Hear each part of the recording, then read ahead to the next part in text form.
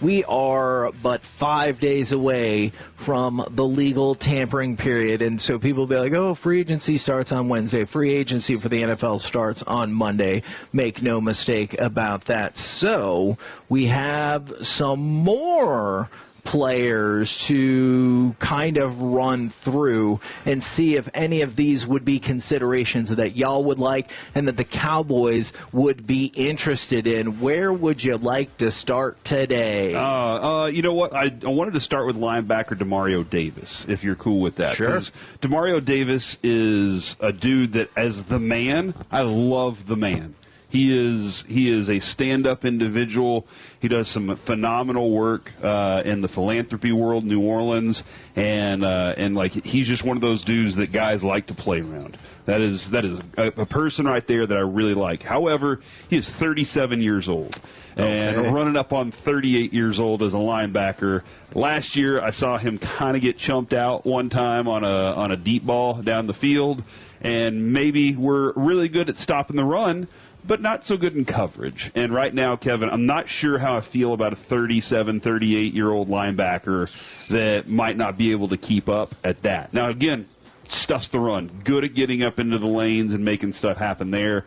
But when it comes to the overall body of work, I think you're going to need a little bit more out of some of these guys. But he's got the attitude and toughness that comes along with being a really good linebacker in this league, and he's done it at a high rate for a very long time. We're at 14 years now. So, would you assume any scenario with him would automatically be just a one-year deal? Yes, it would be a Eric Kendricks, Anthony Barr, those things that you're just kind of like, all right, Kenneth Murray, but hopefully you get the play that you got out of Eric Kendricks. Eric Kendricks, it finally clicked for him and the rest of the defense, and when it finally started to, that thing actually looked like a good signing. But the addition of Kenneth Murray just was not, and that's where you're not looking for this. Again, this is a dude who has produced at a high level for a long time. So it's not like he's just a 1 year, he's done some things guy.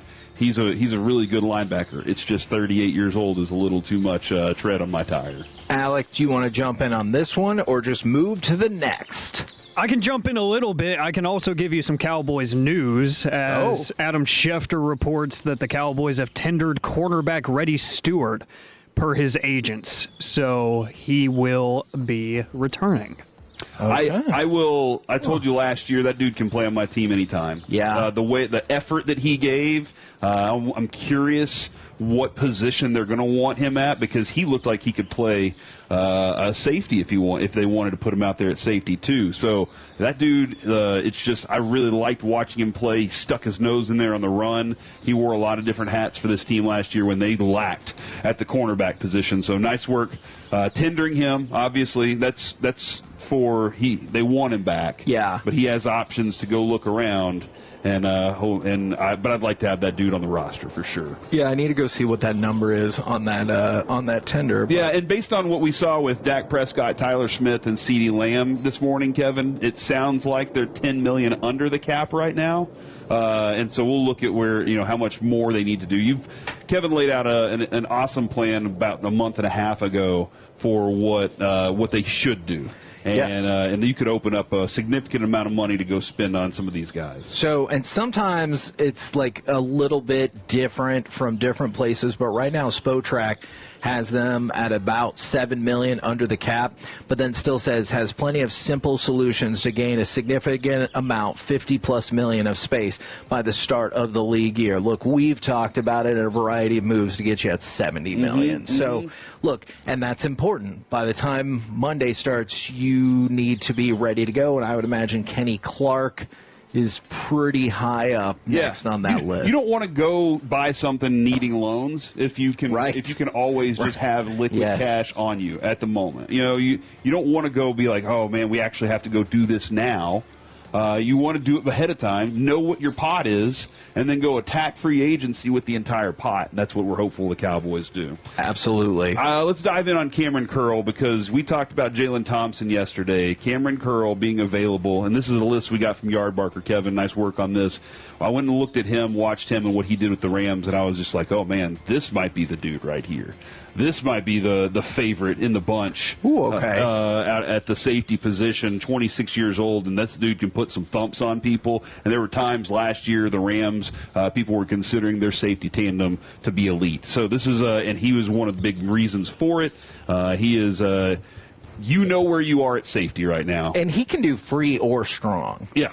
Yeah, because I think he was drafted with Washington, and he played free safety predominantly there, and then he rolled over he was playing free safety with the Rams, and he was playing strong safety a little bit with Washington. That was a good draft pick on their part. That's a Ron Rivera guy. I like Ron Rivera's ideas on defense. I don't like Ron Rivera's ideas on entire package. Right. But this is a dude that he knows how to play within this system too. So that's a big factor, is in that this defensive system is something he can play in. So Kamren Curl, Kevin, you have options at safety. This is the really good thing is, maybe you don't get downs, because I've been telling y'all you're not going to.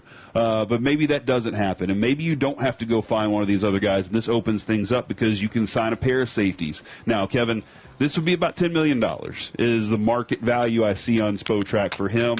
You put Petrie at about $13 million. He's right. He's actually got better numbers overall than Petrie, so I'm wondering if that number's a little bit higher for him. But at $10 million, if I could do that, I would be very happy to have a player like him. Okay, so I just had a thought, because obviously we've spent a lot of time discussing, can you have two super high-paid wide receivers and all of that.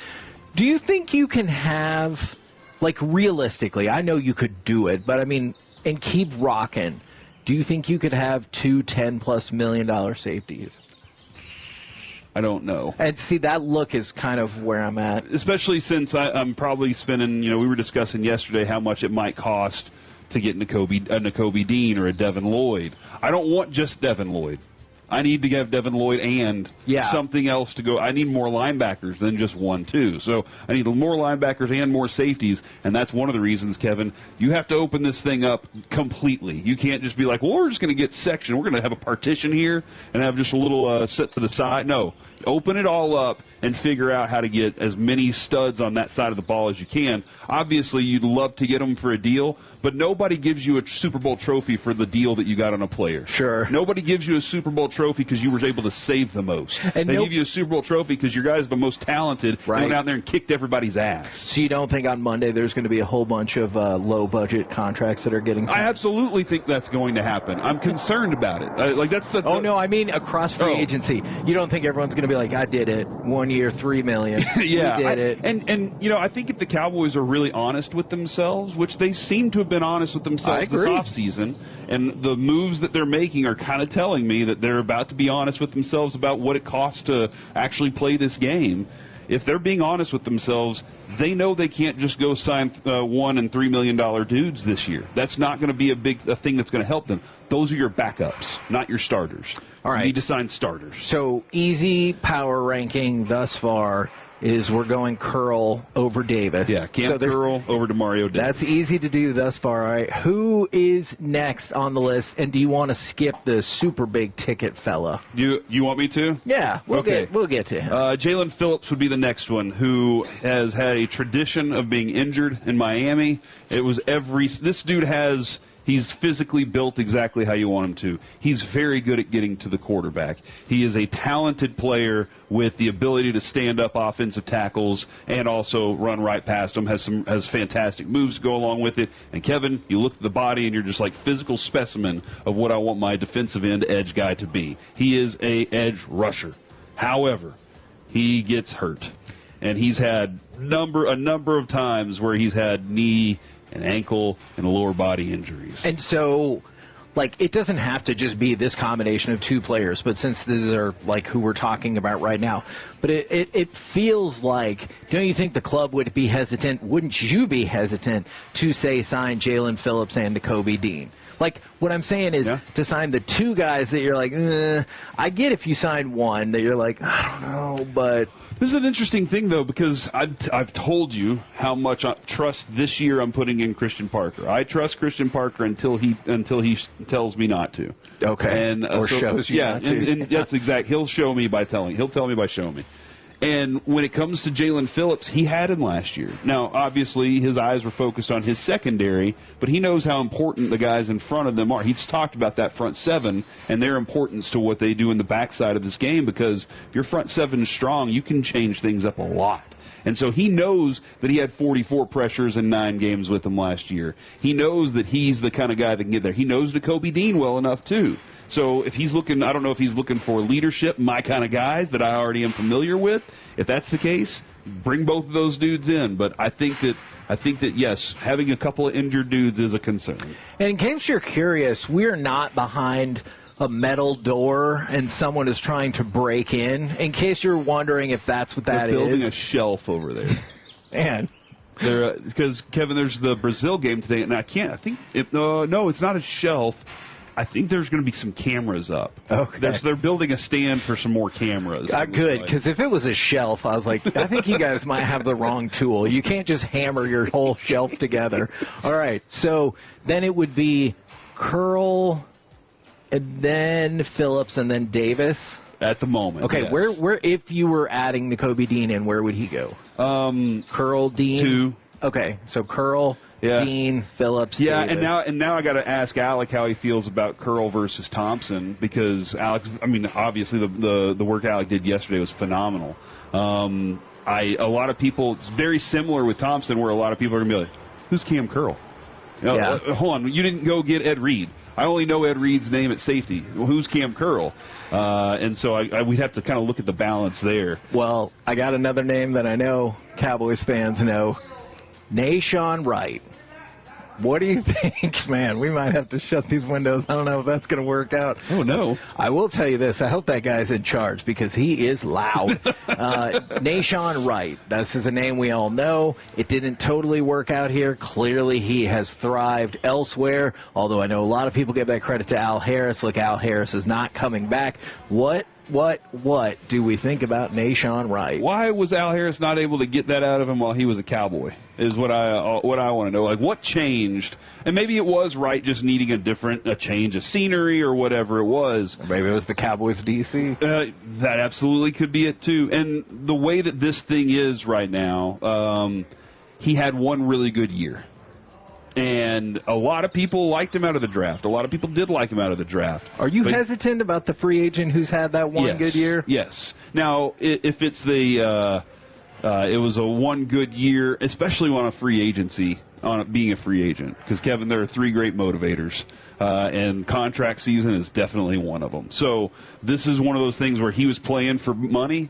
He was motivated also by that money to do it, so there was an extra motivation, and he had Al Harris there.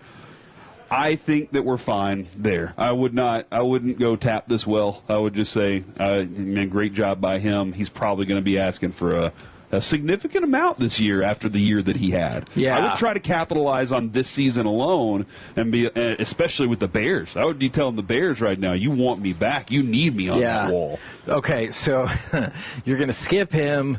You're going to skip Davis. I would take the other 2 guys, though. Okay, so you would go Curl and Phillips. Yep. And you'd feel pretty good about that. I feel like, did you look a number up for Phillips? No, I did. I'm sorry. I feel like when it comes to price on him, I feel like his price is going to be significant, and that's going to be the one thing that kind of deters you from that, because it's going to be a competitive market for him, and the asking price is probably going to be pretty high. And I don't think that anybody, whenever you have a pass rusher that gets, 76, 78 pressures last year, he's one of the really good ones, top 10 kind of guy, I don't think he's going to be asking for just a little money. I gotcha. So that market value on him might be out of the Cowboys' price range, and there are still other options on that edge that I think we just talked about one yesterday with Minnesota. You can make a sweet trade there if you could get that going. So, okay, I'm going to throw you one that you're going to love. The numbers for him are all over the place. And this draft, and I will talk about it a little at 1 today, this draft is chock full of edge rushers. Yeah. All shapes and sizes. If Jaelan Phillips wanted to do a prove-it 1-year, $15 million deal. Okay, sure. Yes. Prove it 1 year, $15 million. We need you this year anyway. Other projections. That is a real projection, I believe, from Pro Football Focus. Others have it at 4 for $100 with $60 million. Yeah, see, that's where I'm not going to do that. Yeah. And that's what I think is going to be his situation. He's still young enough. Yeah. And right in that space where, hey, look, if we can keep him healthy for 2 or 3 years here, he's going to be a productive player for us. We're the K&C Masterpiece right here on 105.3 The Fan in the middle of the Surprise Stadium work zone.